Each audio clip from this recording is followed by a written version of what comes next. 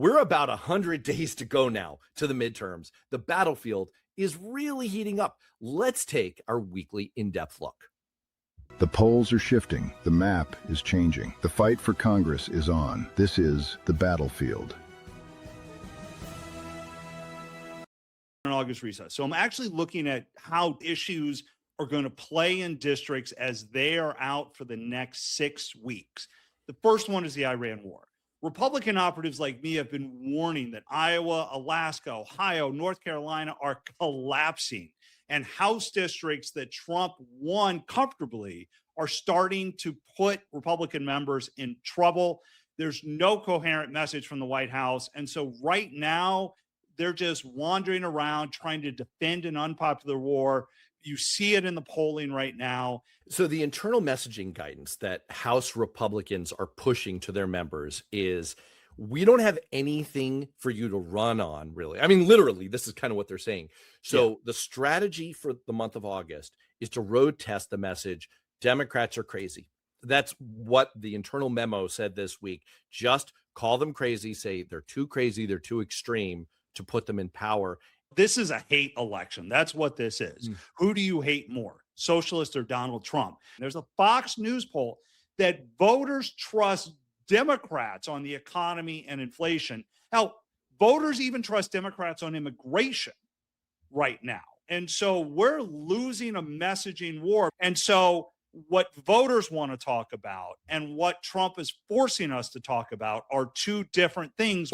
You have a question from voters. What are you going to do on affordability? What are you going to do on prices? What are you going to do on my cost of living? What are you going to do about the economy? Those are the questions that voters are asking. You don't have an answer to those. So you're making up a question that you do have an answer to. The second one I'm looking at are a couple battleground states, Michigan and Wisconsin specifically. They both have primaries coming up in August, and Democrats could nominate socialists. Now, this is interesting for a couple of reasons. One, it continues the Democrats' slide towards socialism. And again, if you're watching Fox News, this is the biggest story that is happening in the world right now.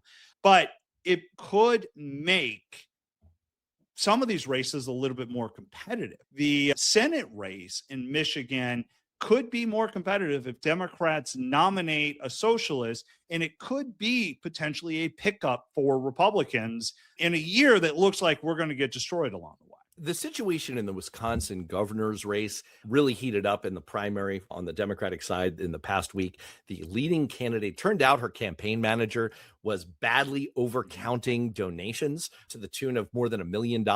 It was a financial scandal. She dropped out of the race. And so a candidate who had similarly dropped out previously jumped back in an effort to forestall the rise of a socialist who is currently in first place in the polls for the Democrats in the primary. And it's making Democrats really nervous. For Republicans, it's a twofold gift. It's not just that you might get to run against a weaker candidate like Abdul El-Sayed or Francesca Hung in Wisconsin. And by the way, in Wisconsin, Democrats are worried that if Hung wins, she not only could lose the governor's seat, but also the entire majority in the assembly. And that's not great when you're talking about a critical swing state for 2028. The second gift that Republicans get out of all of this is the talking point. You get to hold these people up as poster children on Fox News, and it just, see, they're crazy. They're socialists, and we're not relishing any of that. All right. What's your third? MAGA Inc. has $400 million. The RNC has more money. The NRCC has more money. And the NRSC all have more money than Democrats. So right now, what I'm looking at is how are these going to be spent, and is MAGA Inc. going to spend it? Now, I think this is an important one. Money doesn't equal victory, but it can help level some stuff out. So what I'm watching and why this one is interesting is with the Supreme Court decision allows a lot more coordination. How much of that money is going to be spent in Texas? How much of money is that going to be spent in North Carolina? These are states that Republicans have to hold. And if we spend a lot of money, party money in those two states, that doesn't give us a lot to uphold Collins, or it doesn't help in Alaska, any of these other states that we need. And so the money picture is becoming clearer. And then the big question, which I think all of us Republican side are starting to feel, is that MAGA Inc.'s not going to spend that money. We're not going to see that spent. And I think that creates a real problem for us. It really was a stunning week on the money front as we began to get the reports from the end of the second quarter fundraising deadline. And the picture that emerged is what you just laid out, that on the party side of things, or the outside super PAC side of things, Republicans have built up a massive advantage. But for candidates, for individual candidates and campaigns, Democrats have built up a major advantage. And it's really a bone crushing advantage among Senate races, a 4-1 advantage for Democrats over Republicans in the 10 most competitive Senate races. And in the House, an equally stark picture where Republican incumbents in the races that are currently rated toss up or just slightly lean Republican, in those races, 15 out of 17, the Democrat outraised the Republican incumbent. So what you see is on the candidate side, Democrats have a strong money advantage. On the party side, Republicans have a strong money advantage. It's a great talking point because it says we raise more money as a party. Trump has $400 million. It's something we can go to donors to say as a candidate, we're not going to lose. But the reality of the situation for Republicans across the board, we're worried about how much of that money has to go to Texas, how much of that money has to go to North Carolina, and is there going to be any left over?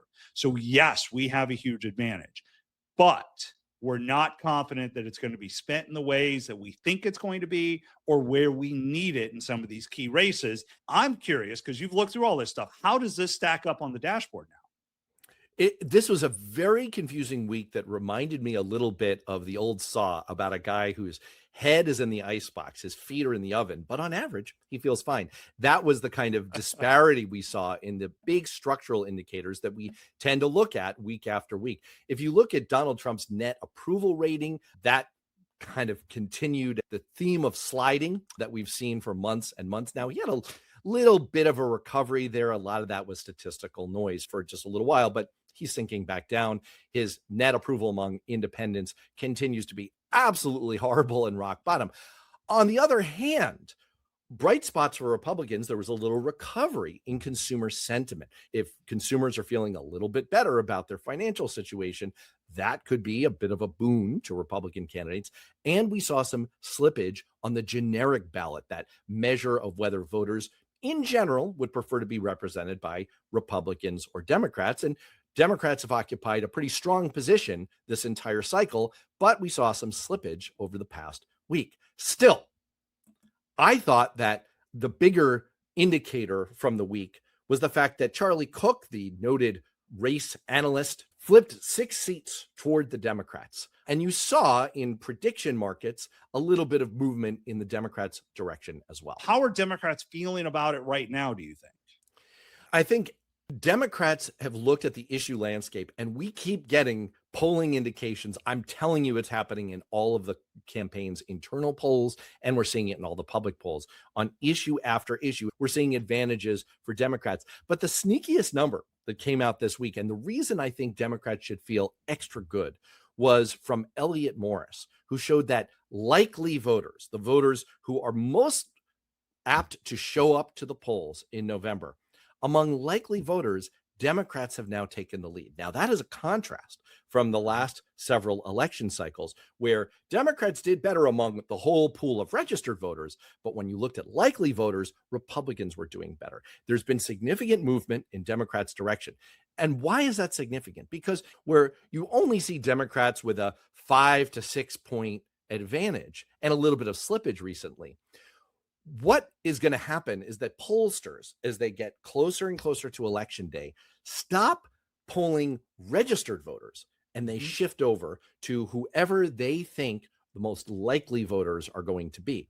And since we know that likely voters now favor Democrats, there's a real chance that over the next 4 to 8 weeks, as pollsters make that switch, we're going to see more and more polls that are tilting more and more toward Democrats. So I think the lesson of this week is that underlying everything, what we're able to pick up in the numbers is only a dim reflection of the reality for voters. You see it in the issue polling, and you see it in this little quirk about likely voters, that in reality, voters are tilting more toward the Democratic Party than they're even letting on right now, or than we're even able to pick up. And that's a present waiting under the tree for Democrats to start unwrapping in the next couple of months. So your bottom line this week? My bottom line this week is that I don't discount some of the positives for Republicans. As you noted, a huge money advantage on the committee side, on the outside money side, and some recovery in consumer sentiment. Those are bright spots for Republicans that should give them a little bit of a boost. But overall, I rate this as a week that tilted slightly toward Democrats because Democrats were able to even the score among campaigns on the money front. And more important, there's this swing among likely voters toward favoring Democrats. And that's going to be the gift that just keeps on giving.